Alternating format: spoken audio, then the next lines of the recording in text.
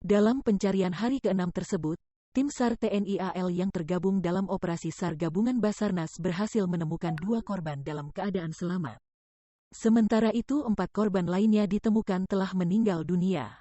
Panglima Komando Armada 1, Pangko Armada 1 Laksamana Muda TNI Abdul Rashid mengatakan korban selamat yakni Aris 27 tahun asal Pontianak dan Maulana 20 tahun asal Sungai Kakap.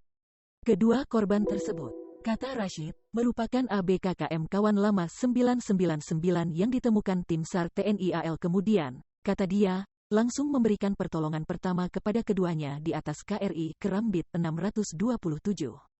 Sedangkan 4 korban lainnya telah meninggal dunia telah diserahkan ke posko SAR gabungan untuk proses lebih lanjut. TNI AL, kata dia, akan memaksimalkan kembali pencarian dan pertolongan korban dalam mendukung operasi SAR gabungan yang digelar oleh Basarnas dengan mengerahkan potensi yang dimiliki TNI AL.